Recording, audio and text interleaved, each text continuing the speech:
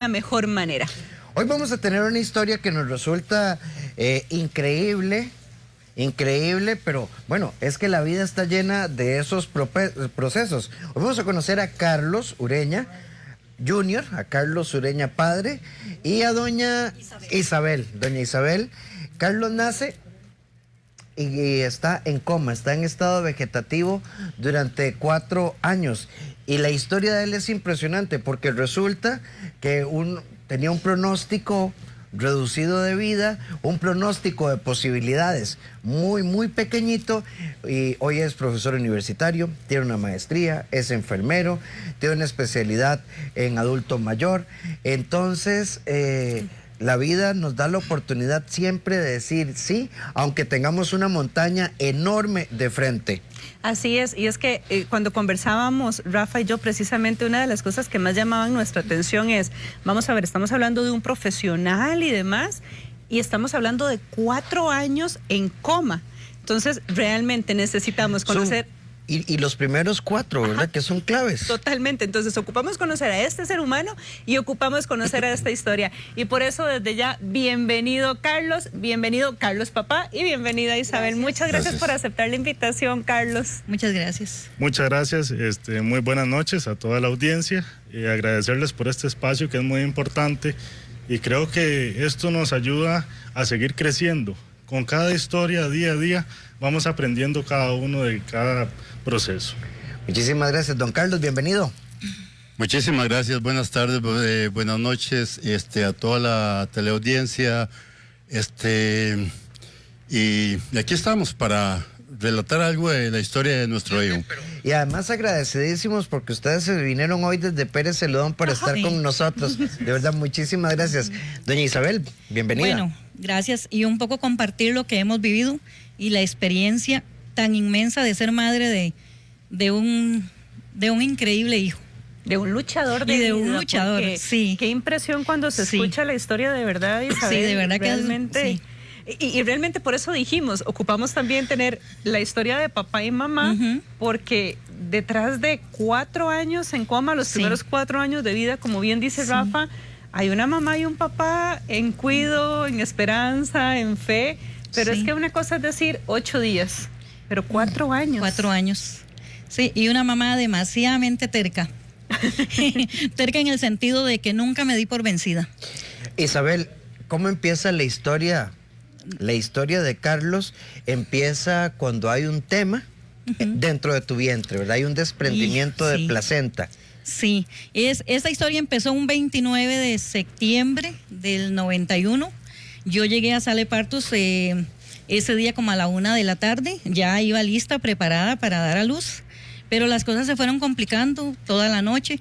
Ya yo al ver que eran las 12, la 1 de la mañana y que no nacía bebé, yo dije, algo está pasando porque yo tengo muchos hijos, y ver que no nacía, y él nació ya, yo entré en un estado estaba muriendo, yo estaba muriendo, y el bebé no bajaba, no salía, entonces decidieron ver a ver qué se hacía, y resulta que él nació a las 6 de la mañana, del 30 de septiembre. ¿Alguien decía algo, Isabel? No. ¿Se acercaban los médicos? ¿Cuántos hijos hay antes? Y tengo 8 embarazos, tengo 6 hijos, tengo un hijo que fue antes de mi matrimonio, y tengo 5, tenía en ese tiempo 4, una niña de 11 meses cuando nació mi hijo. Cuando él nace, a mí no me lo dan, inmediatamente lo pasan para San José. A mí me avisan a las 12, yo había quedado muy mal, me avisan a las 12 del día que tenía que firmar o recibir una llamada del hospital de niños para que diera una orden de administrarle una droga para que durara, qué sé yo, son 48 horas.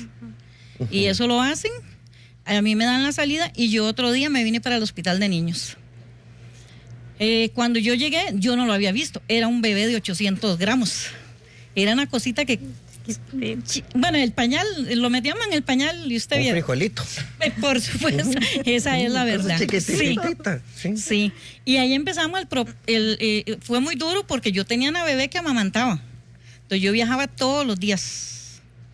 Iba a Pérez, en la noche le daba de mamar a mi hija, y en el día pasaba con mi hijo, pero mi hijo no mamaba, no, o sea, él no reaccionaba. Isabel, ¿en qué momento te dicen que algo está pasando? Porque todo fue como... En un principio no me dicen nada. Llegó un momento en que llegó una psicóloga y me dijo que si yo era sola, porque yo viajaba sola, entonces yo le dije que no. Yo le dije, no, yo soy casada, pero mi esposo está en Estados y me dice, mira, como a los 6, 7 días, no sé, tal vez me dice, es que, dice, su hijo no quiere morir, quiere vivir, pero ocupa al papá. Y ahí fue donde yo me molesté mucho. Porque yo dije, llevé 9 meses a mi hijo en mi vientre y a última hora quiere al papá. ¿Cómo es posible? Porque yo estaba un poco molesta con mi esposo. Y cuando la psicóloga se sentó a hablar conmigo, me dijo, ok, necesitamos al papá aquí. Y tenía 3 meses de haberse ido para Estados. Y yo le dije, pues yo no lo llamo. Entonces ella decidió llamarlo. Entonces esa parte fue la parte más importante de lo que sucedió, porque es increíble la historia de lo que pudo pasar en el momento que llegó el papá. ¿Y qué pasó ahí? Bueno, yo creo que esa parte le toca a mi esposo que contarla, creo que es lo mejor, porque es como una parte muy de él. Don Carlos. Sí, muchas gracias. Sí, yo estaba ya mal acostumbrado a estar viajando de los Estados Unidos y entonces yo me fui, mi esposa quedó embarazada y yo no me daba cuenta. En el momento de que, bueno, nació mi hijo, no me daba cuenta porque había mucha, o sea, no había celulares, no había nada, era muy incómodo comunicarnos. Y cuando me llamaron del hospital a mi casa allá en Estados, entonces me dijo que tenía que venirme porque tenía a mi hijo que estaba en muy mal estado y que yo tenía que estar ahí presente. Entonces me llamaron como a las 2 de la tarde, decidí comprar el tiquete de una vez para el otro día nomás y llegué a las 8 de la noche al hospital de niños. A esa hora ya lo vimos, yo estuve cerca de mi hijo, lo toqué, no lo abracé porque estaba muy entubado y muchas cosas, ¿verdad? Entonces, bueno, ya nos tocó que despedirnos y irnos para Pérez Celedón. Y al otro día o 2 días más, no, al otro día nos comunicaron porque mi hijo no se movía, no lloraba, no comía, no nada. Entonces... Estaba sostenido por las máquinas. Sí, exactamente. Y a lo que nos dijo la doctora, que ocupaba el calor mío, entonces al otro día recibimos una llamada y nos dijeron, bueno, a mi esposa, que mi hijo, desde que nos fuimos, empezó a llorar, empezó a pedir comida y ahí empezó la historia ya, digamos, ha cambiado todo ahí en ese momento. Pero para este momento todavía eran días de nacido. Sí, tenía estamos hablando de que tal vez unos 15 días de esa situación. Lo que sucede es que cuando mi esposo llega, y empieza a tocarlo, no tanto a tocarlo porque no se podía, pero el bebé empezó a reaccionar. A los 2 días nosotros nos fuimos y a los 2 días regresamos. Yo estaba muy cansada, tenía muchos días de viajar. Claro. Y pues tenía una familia también en la casa que se había hecho cargo, mis hijas de 11, de 10, y mi hijo se habían hecho cargo de mi hija de 11 meses. Es que estaban pequeñitos todos. Sí, eran muy pequeños. Cuando yo llegué, el bebé no lo encontré en la cuna. O sea, yo dije, cuando yo llegué al hospital de niños, a neonatos, y no estaba, yo dije, pues mi hijo murió porque no me daban razón y no había quien me dijera dónde estaba. Pero mis hijos todos tienen una marca. Todos ellos han tenido una marca. Y cuando yo dije, murió y no me quieren decir nada, y me dice, llega la doctora y me dice, doña Isabel, necesito que vayamos a un lugar. Y yo dije, va a hablar conmigo, pero a solas, para que yo seguro no hiciera mucho ruido en el salón. Y cuando yo llegué, lo que había era un bebé con las nalguitas para arriba. Y yo no podía creerlo. Claro, era una cosita pequeña. Yo no podía creerlo. Era sin tantos detalles, Carlos. Demasiados detalles. Pero fue una cosa increíble ver el progreso, el ver llegado el papá. Y de ahí empezamos, esa fue la primera. Ya de ahí nos lo llevamos para Pérez y empezamos día a día a venir al hospital de niños. Eran todos los días. ¿Viajaban de Pérez al hospital de niños todos los días? Hubo una etapa en que eran todos los días que viajábamos. Y pues también La condición económica era demasiadamente mala. Nosotros estábamos mal económicamente. Y veníamos a traerlo, y llegó un momento en que ya nosotros decidimos no traerlo, yo lo llevé donde un pediatra de Pérez. Ya estamos hablando de 1 mes, 2 meses, 3 meses, y la condición de él no reaccionaba. Pero para entender bien, cuando decís no reaccionaba es, o sea, no se movía. No había un diagnóstico de parálisis cerebral. Todavía no. Todavía no. No lo había, porque él era demasiado pequeño como para que... Para el diagnóstico. Sí, a mí únicamente el médico que lo estaba tratando en el hospital de niños me dijo que no me apegara a él. ¿Y cómo lo alimentaban? ¿Por sonda? No, ya en el momento que me lo dieron, con un chupón. Ujú. Pero era muy difícil, porque era un bebé demasiadamente pequeño. Había que tener demasiado cuidado con él. Entonces, cuando ya empezamos en la casa a lo que es estarlo tratando, que bueno, yo personalmente y mis hijas me ayudaban, empezamos a ver que estaban pasando cosas que no eran normales. Qué sé yo, no reaccionaba, no tenía uñitas en los dedos, era demasiadamente delgadito, y él no aumentaba de peso, y seguimos en el hospital de niños. Entonces un doctor llegó y me dijo que no me hiciera ilusiones, que no me apegara a él porque él iba a morir. Así me lo dijo. Entonces yo me volví y le dije, bueno, yo día a día le voy a pedir a Dios, porque primeramente Dios ha sido quien ha hecho esto es un milagro. Y entonces yo decidí día a día. A mí no me importaba lo que la gente me dijera, lo que los médicos me dijeran. Yo seguía insistiendo que si Dios me daba la oportunidad, todavía no sabíamos que tenía una... Sí, no había diagnóstico. No había un diagnóstico. El diagnóstico se va dando casi como que después de que él va saliendo del coma. Ujú. Se va haciendo un estudio. En esos 4 años de su coma era un bebé donde yo, por ejemplo, en las noches yo me levantaba y utilizaba una candela todas las noches para ver en qué momento él podía ver. Él no veía, no escuchaba, no había estimulación ninguna. No había reacción, no había reflejos, no había nada. No había nada. Aún así yo lo llevaba a la escuela de enseñanza para lo que era, pues, que a uno lo mandan. O sea, en respeto yo lo hice porque la doctora me dijo que lo llevara. Incluso era algo que yo ni conocía la escuela casi de enseñanza. No sabía de qué se trataba. Entonces, cuando yo empecé a llevarlo, empezaron la maestra empezó a decir, bueno, hay que ponerlo en agua, hay que hacer eso, pero no había reacción. No. Una noche ya, no sé, ya hacía mucho tiempo, yo pasé una candela, yo se lo ofrecí al divino niño. Y una noche yo corrí la candela hacia los lados y él corrió la vista. Y yo ese día eran como las 12 de la mañana, como las 12, sí, o 1. Y yo llamé a mi esposo y le dije, mi hijo está viendo. Y me dice, es que usted cómo pasa con la candela todas las noches, eso es lo que usted está pensando. Le digo, no, él sí empezó a ver. ¿Ahí tenía cuánto tiempo? Ya casi los 4 años, o sea, unos 3, 4 años, pero era un bebé que estaba... Fueron 4 años en este proceso de todos los días y estar con la candela, estar en la escuela de estimulación. Sí, en la estimulación. Sin ver nada. No, es que él no reaccionaba a nada. Ya cuando esto empezó, yo cogí, ya cuando eso lo veía la doctora Campos en el hospital de niños, y yo la llamé y le dije, doctora Campos, necesito que vea a mi hijo. Y me dice, ¿pero para qué? Le digo, porque mi hijo está viendo. Y me dice, bueno, como para quitarme de encima, me dice, ok, tráigalo. Sí, algo así. Sí, con esta mujer majadera, ok, que venga. Y ya yo llegué, yo le dije, doctora, no había cita ni nada, pero ella me atendió y le digo, doctora, es que él está viendo. Y me dice, ¿usted está segura? Le digo, sí. Entonces ella ya empezó a tratarle y me dice, pues sí, está respondiendo, ¿qué él está haciendo? Entonces, en este proceso de que ya la doctora me dijo, ok, ya le hizo exámenes y vio que sí, pues me dice, ok, ahora siga en la escuela de enseñanza, sígalo llevando, pero ahí no viene lo mejor del caso. Como mi hijo tenía el cuerpo tan... Flácido. Bueno, sí, y además yo le puedo decir que yo nunca había tenido un bebé así, con amor y con cariño, había nacido un bebé tan feito.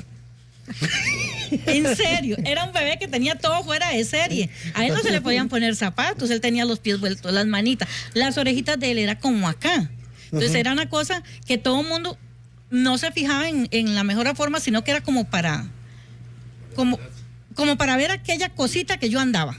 Pero yo nunca lo escondí, nunca, jamás. Cuando esto empezó, que la terapia era muy poca, yo lo empecé a enterrar en arena. Mi casa está un poco alejada de los vecinos.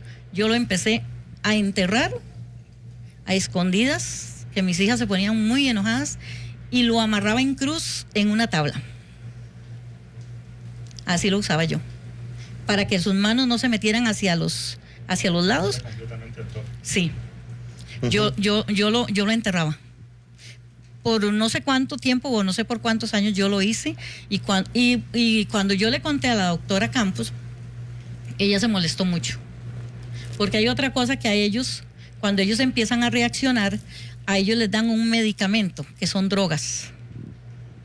Y yo las botaba, yo no se las daba a él.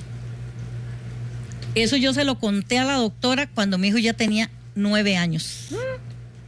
Yo se lo dije, porque ella me prohibió que lo llevara a la escuela, que lo llevara al kinder, solo en la escuela de enseñanza, y que ahí se tenía que quedar. Pero cuando yo inicié y yo empecé a ver, hubo un pediatra en Pérez Celedón que me lo envió al Senari, y cuando yo llegué al Senari y pude ver que había un médico, una doctora con una parálisis severa, y era médico, y había un doctor en silla de ruedas, entonces yo me puse, pues sí se puede.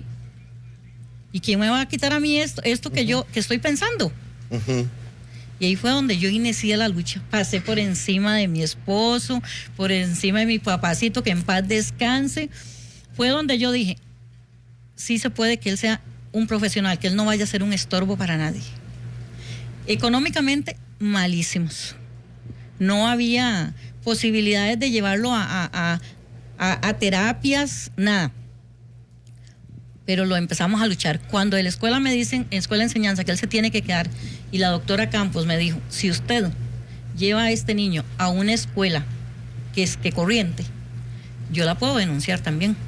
Sí, era por todo lado. Carlos, ¿cómo? Porque es que yo me imagino en casa esta lucha de si hacemos, no hacemos. ¿Cómo se manejaba esto en casa? Sí, claro. Bueno, yo nada más me ponía a disposición de mi esposa a lo que ella quisiera, y yo nada más apoyaba en lo que era mantener el hogar. Y ella sí se iba en la mañana, y yo podía colaborar o tener los pasajes para que ella fuera y volviera. Esa era mi lucha, ¿verdad? Y ella llegaba a casa y ya yo los atendía, y pues así íbamos. Yo atendiendo, digamos, el hogar, y ellas en la escuela y hospitales. Sí. Doña Isabel, a los 9 años, un niño que iba a morir, que estaba inerte, como decías vos, cuyas formas no eran regulares, ¿verdad? Y llamaba la atención, da los primeros pasos. ¿Usted recuerda ese día? Bueno, esa parte fue una parte, yo siempre he sido una mamá demasiadamente estricta. Yo no soy de pelear con los hijos, ni soy de gritar en la casa, no. Yo con solo que vuelva a ver, ya mis hijos saben que yo estoy molesta por algo. En una ocasión, no sé, mi hijo tenía menos edad. Sí. Es que, ¿sabe cómo me lo imagino, doña Isabel? Cuando mi mamá, que yo creo que nos está viendo, le decía uno, Rafael Ángel en la casa, ¿y a qué le encache? Sí. Y no, uno... pero es que además... Y uno deseando que se le olvidara. Además la cara de Carlos es ahora como... que torta me jalé. No, y yo ¿qué lo me va a pasar? ¿Qué me va a tocar? Sí. Exacto. Sí, en una ocasión las hermanas, ellos han sido muy unidos, andaban las hermanas en un paseo, y nosotros en eso llegamos, y me dice mi hijo, mami, es que yo quería ir a pasear porque él andaba en el suelo, o sea, él se arrastraba, él no podía, sus rodillas eran como pies, lo que él tenía. Entonces él llegó y me dice, mami, es que yo quiero ir a pasear con Jaque y con Vivi, ¿no? Entonces yo le dije, bueno, párese de ahí, póngase de pie, eso es lo que quiere. Pero aún así sus pies él se paraba, era de puntas.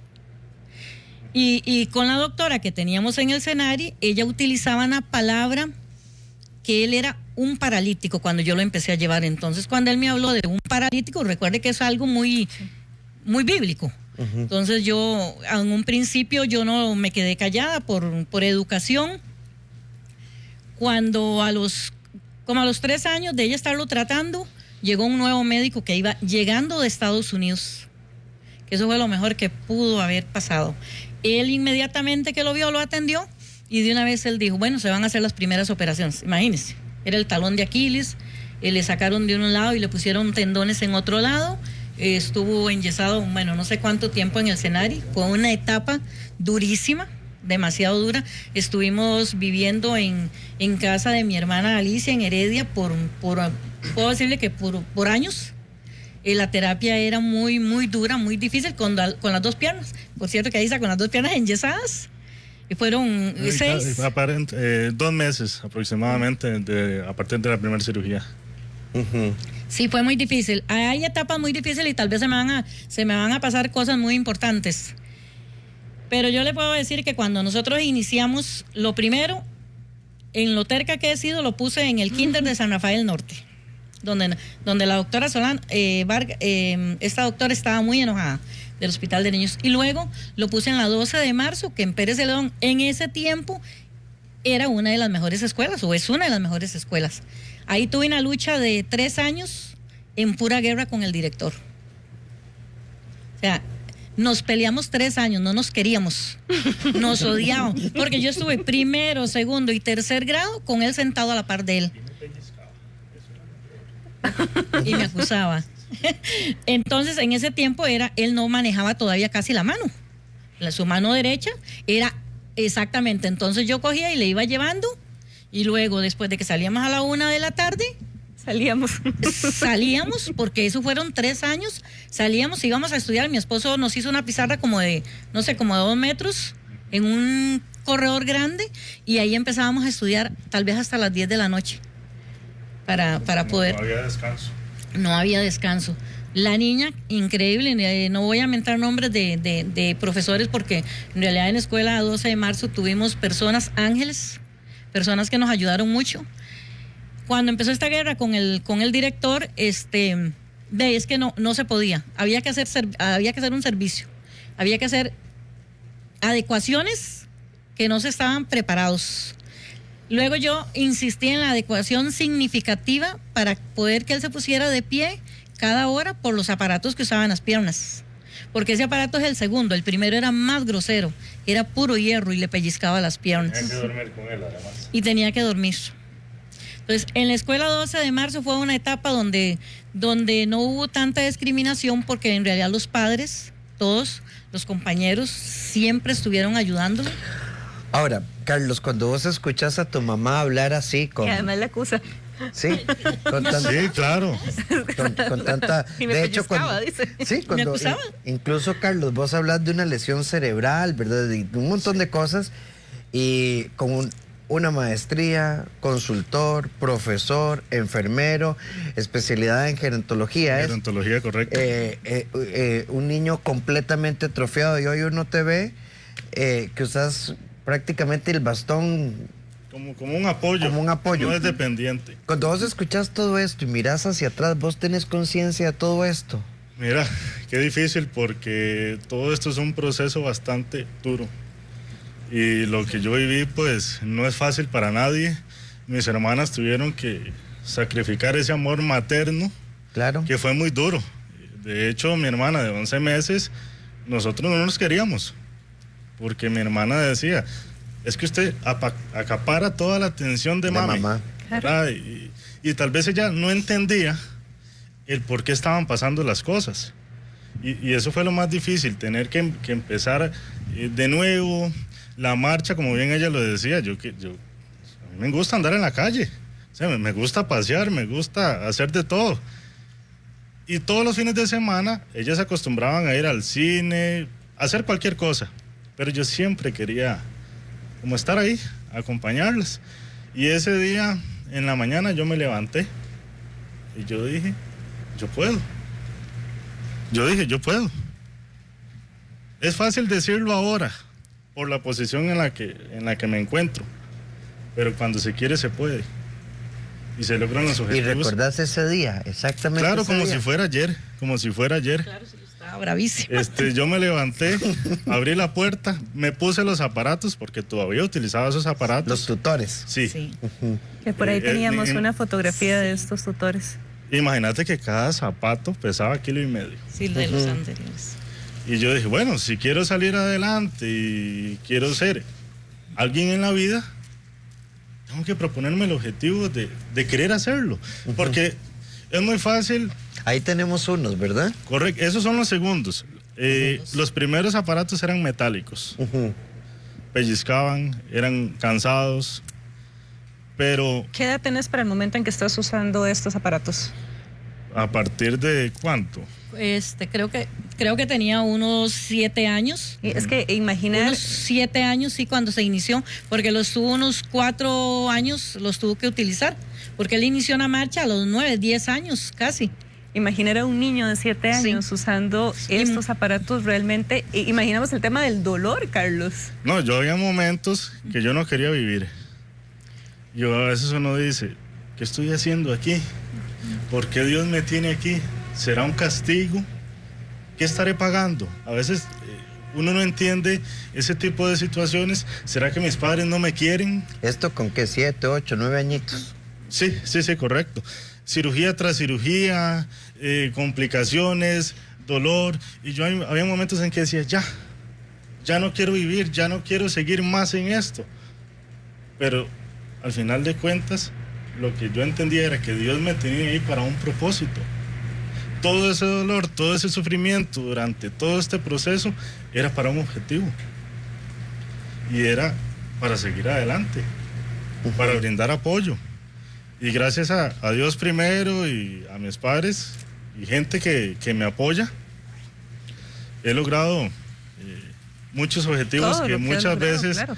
uno dice, no, yo no puedo hacer eso. Imagínate que yo participaba en la banda de la escuela, participé 3 años en silla de ruedas, tocaba redoblante, era el portero de la escuela, imagínate, era con esa figura, ¿qué portero iba a ser?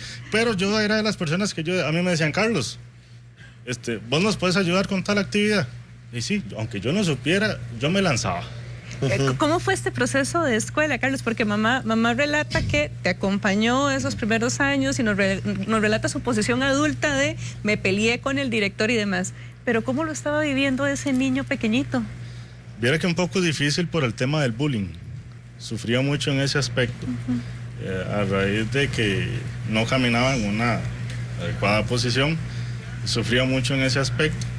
Y al final yo dije, no tengo que darle importancia a lo que los demás digan. Tengo que ser yo. Tengo que sentirme útil yo para poder seguir adelante. Y así lo visualicé. Así lo sentí.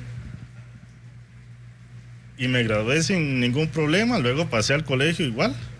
Ahí fue donde comencé a utilizar el bastón para un apoyo más seguro. ¿Ya para séptimo ya caminabas?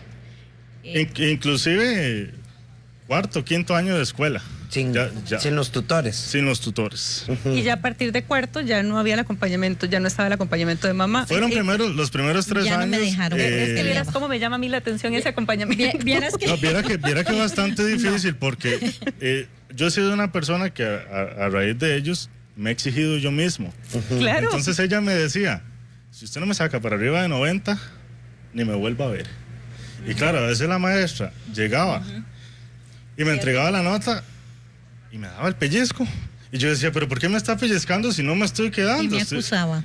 Voy bien en la materia, o sea, gracias a Dios nunca iba mal. Tampoco era que llevaba 10 corridos. Pero ella me decía, no, es que usted puede dar más.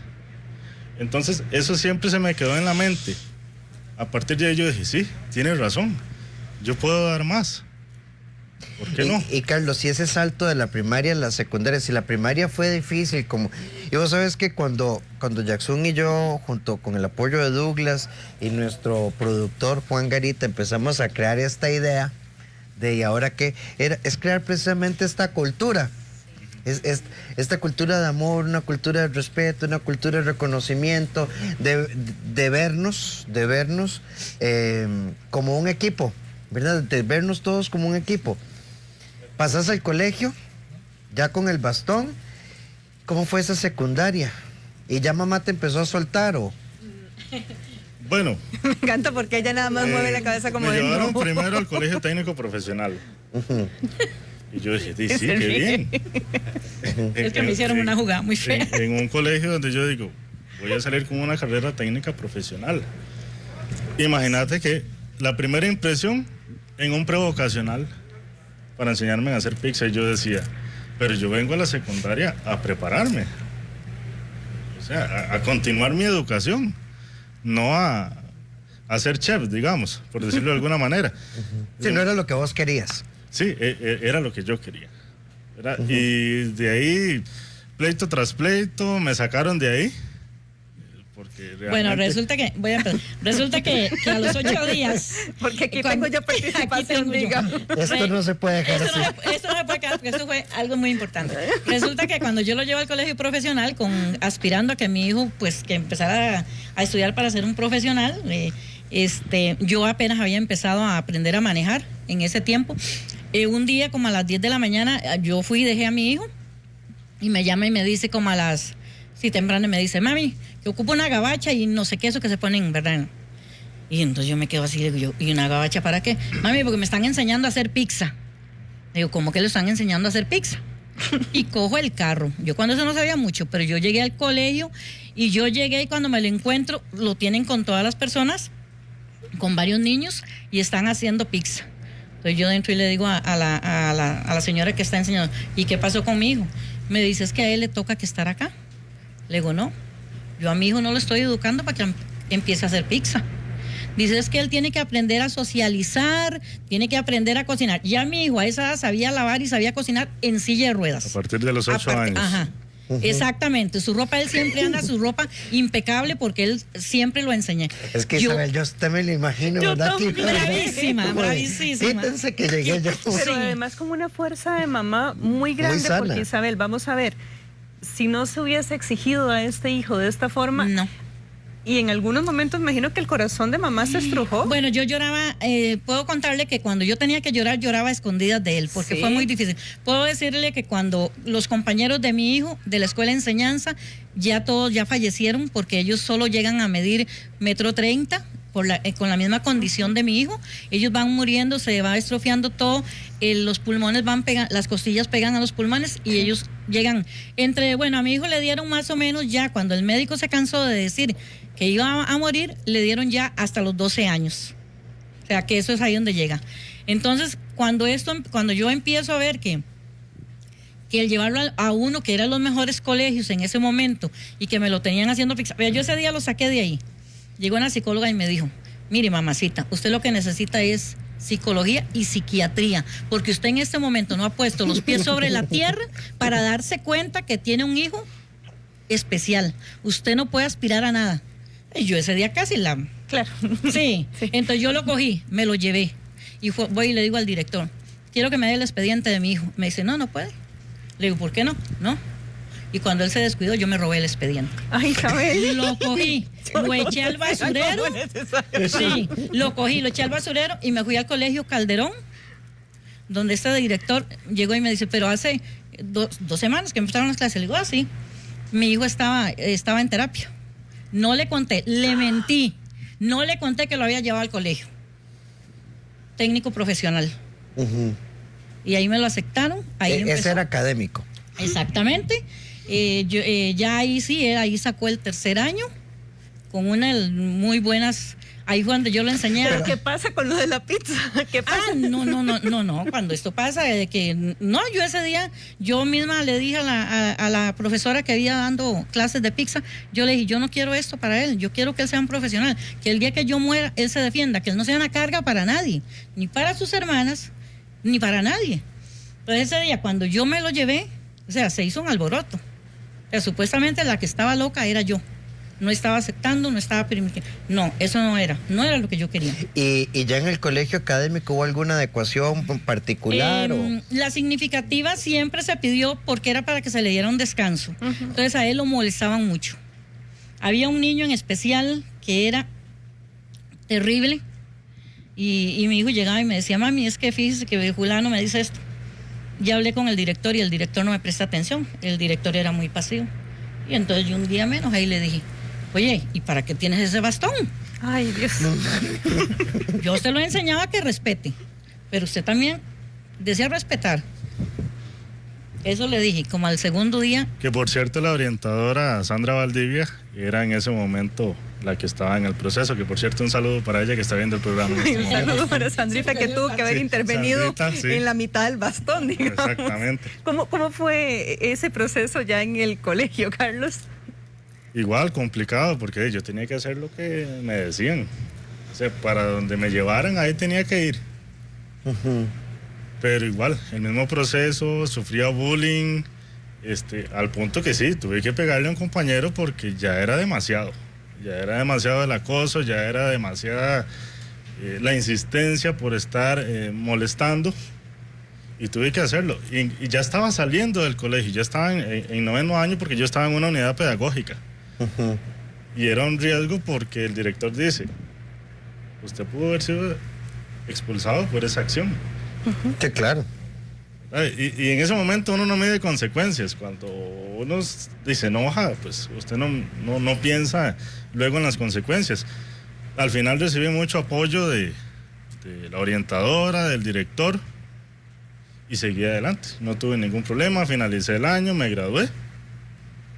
Y luego ya pasé al liceo nocturno, como para dar un poco más de descanso, porque yo muchas veces tenía que retirarme hasta 2, 3 meses durante el año. Por las cirugías. Tanto por eso y por salud mental. Porque a pesar de que yo recibía adecuación, tenía periodos de agotamiento. Entonces, era un periodo de descanso que iba complementado también con las cirugías. Vos nos hablaste en la preparación de que había un diagnóstico de un área cerebral. ¿Podrías explicarnos un poquito para que la gente entienda bien de qué estamos hablando? Es que donde te escuchamos hablar y donde escuchamos la historia y demás, podemos quedarnos como sí, muy fácil, muy simple. No, pero es que hay un diagnóstico y hay realmente cosas impresionantes. Bueno, a lo que yo recuerdo, y en este momento solamente tengo medio lóbulo cerebral. La parálisis en sí es en el hemisferio izquierdo, que es el que está afectado, pero realmente con la estimulación, como ella bien lo decía, horas enterrado en arena y toda la rehabilitación que he recibido, me ayudó a poder salir adelante, poder caminar, y aquí estamos. ¿Te graduaste de 5º año? De 5º año, y el reto mayor para mí fue la universidad. A eso vamos. Fue la universidad porque yo siempre quise una carrera en la salud. Y mucha gente me decía, pero usted está loco, ¿por qué va a escoger una carrera en la salud si toda su vida ha estado en un centro médico? Parte de su vida. Precisamente por eso. Porque yo siento la necesidad de devolver ese granito de arena a los demás. Entonces el reto mayor fue ahí, porque ya ahí no había adecuación, ya no había profesor que me ayudara. Ahí era como dice uno, a la guerra. Comenzamos los primeros 2 cuatrimestres bien. Hubo un curso en particular, me costaba mucho, y el profesor me decía, es que si usted no cumple con el tiempo igual que sus compañeros, usted no puede seguir en la carrera. Claro, yo sentí era como que me habían ofendido, que me habían tirado y dejado caer. Porque yo decía, ¿será cierto? Entonces yo llegué llorando esa noche a la casa y me dice mi mamá, ¿pero qué le pasa? Es que un profesor me dijo esto y esto. Me dice, ¿y quién es él para decirle a usted qué puede hacer y qué no, si yo soy su mamá y sé las capacidades que usted tiene? Claro, más bien salí regañado. Y otro pellizco. Y yo dije, bueno, ¿aquí qué me queda? Demostrar que yo puedo ser un buen profesional. Que tenemos debilidades como personas con necesidades especiales. Sí, somos seres humanos, y de igual forma, como ustedes o como yo, pues tenemos ciertas situaciones de tristeza y demás, porque a veces la gente dice, qué bonito, cómo motiva, pero muchas veces nuestra vida social se convierte igual a las demás. Una cosa muy importante es que cuando él empezó enfermería, primeramente hubo que, bueno, él estudió en la Latina. Nosotros económicamente no teníamos muchos recursos para una universidad tan cara.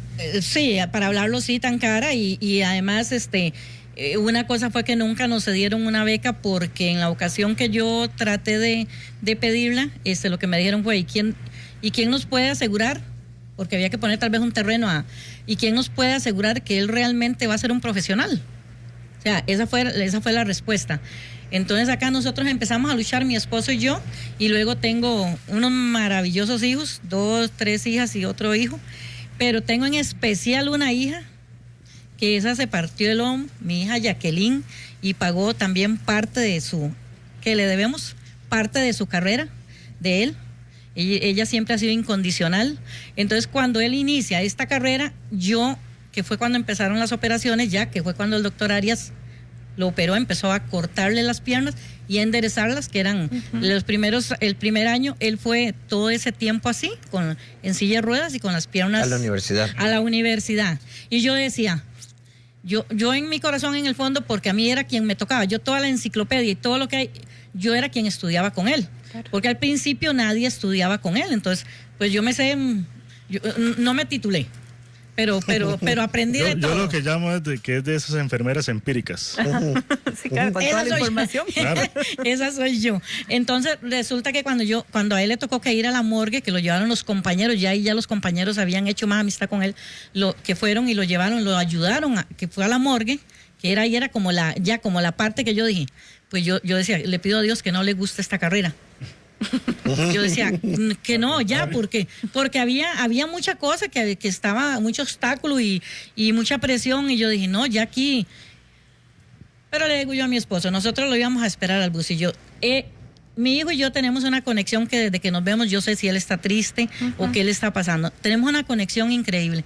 Entonces yo cuando lo vi y se bajó de la buseta, que lo ayudaron los compañeros, traía una sonrisota grandísima, yo dije, ay, por Dios, le gustó, ahora sí. Pero ya de ahí en adelante fue uno de los mejores alumnos. Le puedo decir que después de ahí mi casa pasaba llena de los compañeros que son hoy por hoy enfermeros. Les encantaba ir, yo les hacía almuerzo, lo que fuera. Pero que fue una etapa muy, muy difícil, que ha sido, nosotros dábamos charlas a los colegios y a las escuelas. Y yo decidí no darlas más. A nosotros nos llamaban.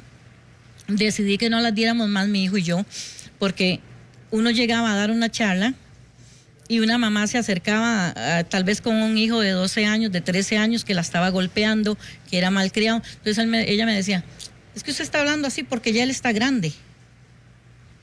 Pero ellas no entendían que yo había vivido exactamente lo que ellos estaban viviendo. Lo único que queríamos era, las charlas las dábamos, que era una charla de apoyo para hacerles entender que un niño o un joven, por más especial que sea, todos tienen en la vida algo que les gusta. Vea que tenemos músicos, que tenemos médicos, que no tenemos. Entonces, con esa, nosotros lo hacíamos con ese corazón para que las mamás se alivianaran un poco de que no se trataba de eso. No lo que nos habían enseñado. Sí, imagínense que cuando mi hijo nació, usted sabe que no hay una escuela, no hay un profesor que nos diga, vea, usted va por aquí, usted tiene que hacer esto, no. Yo no sabía cuántos jóvenes habían escondidos en la casa de Pérez Celedón y cerca de mi casa. Con una situación así. Y jóvenes hasta de 40 años. Sí, ahora, claro, por supuesto. Carlitos, volvamos a la universidad. ¿Te encantó?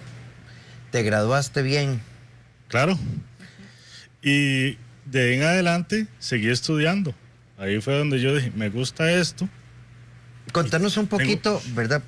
Ok, ¿sacaste tu licenciatura en enfermería? Sí. Contanos qué has hecho, dónde trabajas, cuáles son tus otros grados profesionales, porque vos haces un montón de cosas. Y creo que la gente merece escuchar esa parte también de tu historia. Claro, y me gustaría ser enfático en un aspecto. Yo hice una maestría en educación también, hice mi maestría en gerontología. ¿Tenés 2 maestrías? Sí. Entonces, dentro de las 4 áreas de nuestro quehacer, me apasionó la educación, que es lo que actualmente hago. Trabajé 3 meses con el sistema de la caja. No quiero decir que no me gustó el sistema, simplemente lo mío... Tu aspiración era otra. Era otra, es la educación. No quiere decir que no me guste la atención directa, que no me guste tratar con pacientes, pero la educación es lo mío. Sí, te gusta todo, pero tu orientación estaba en educación. Exacto, en la educación. Y no lo sabía, porque eso lo fui conociendo a través del proceso y a través de la experiencia. Y esta experiencia la tuve en la Universidad Latina hace 6 años, que fui coordinador académico gracias a la doctora Neri Parada, que es la decana de Ciencias de la Salud. Ella me dio la oportunidad, creyó en mí, porque a veces muchas personas no creen en nuestras capacidades. A veces llega usted a una entrevista de trabajo, ¿y qué es lo que usted puede desempeñar? Y se te quedan viendo así como, ¿verdad? Bueno, Carlos, es que uno, ¿verdad? Y eso hablábamos Jackson y yo cuando escuchamos tus audios. Uno entra y uno, o sea, porque lo cuentas, porque lo cuenta don Carlos, porque lo cuenta doña Isabel, uno dice, esto es real, pero es que es increíble, tu caso es increíble. Y actualmente sigo dando clases en el Instituto Plerus y sigo con la Universidad Latina y creo que voy a morir en eso. Sí, estás fascinado porque lo contás con una pasión impresionante. Sí. Me encanta y me imagino que algunos estudiantes están viendo la transmisión y no tengo palabras para describir con las ganas y el conocimiento que a mí me gusta dejarle al estudiante. No es solamente llegar a la clase y pararse 2 horas a hablar, sino transmitir ese mensaje. ¿Qué nos queda? Y don Carlos, usted, una mamá que es como un tractor abriendo la montaña para que su hijo avance, un muchacho excepcional, y don Carlos, ya digamos, la familia más tranquila, en otra etapa de la vida, usted mira para atrás y ¿qué piensa de todo esto? Sí, bueno, para contarles algo, yo me había ido para los Estados Unidos y dejar la familia botada y irme para otros horizontes, pero nació mi hijo. Dios dice, no, usted va para su casa, usted no puede terminar con ese matrimonio, abandonar a los hijos, y aquí hasta el momento, para no cansarlos con el cuento, aquí estoy con ellos dos. Aquí estoy con ellos dos y es lo mejor que me ha pasado en la vida. Es lo mejor que me ha pasado en la vida. La hemos luchado muy duro, pero aquí estamos. Tenemos una empresita de productos de concreto, pero ese nos ha dado el comer de todos los días. Sí. Y estoy muy, muy contento, muy realizado con la familia que tengo. Sí, es la lucha de todos los días. Carlos, en casa hay muchísima gente escuchando tu historia y diciendo, es sorprendente. Si tuviéramos que darle un mensaje a esas personas que dicen, es muy difícil, no se puede, no es tan sencillo, ¿qué mensaje le regalas? Que sí se puede, que las limitaciones son mentales, más que una necesidad especial, todo es mental. Lo que usted se propone, lo hace. Que genera dificultades, que hay piedras en el camino, claro que sí, las hay, pero cuando usted se propone un objetivo y quiere alcanzar esa meta, luche, cáigase, levántese, llore, lo que quiera, pero hágalo. A veces es un poco difícil demostrarlo, a veces la gente dice, qué fácil que es decirlo. No, hay que vivirlo para entenderlo, pero sí se puede. ¿Alguna vez, verdad, pensaste que ibas a llegar tan lejos o apenas estás empezando? Yo creo que estoy empezando. Ay, me encanta. Yo creo que estoy empezando a cosechar más frutos. Creo que no voy ni siquiera por la mitad. Y sé que Dios tiene grandes cosas, no solo para mi persona, sino para mi familia.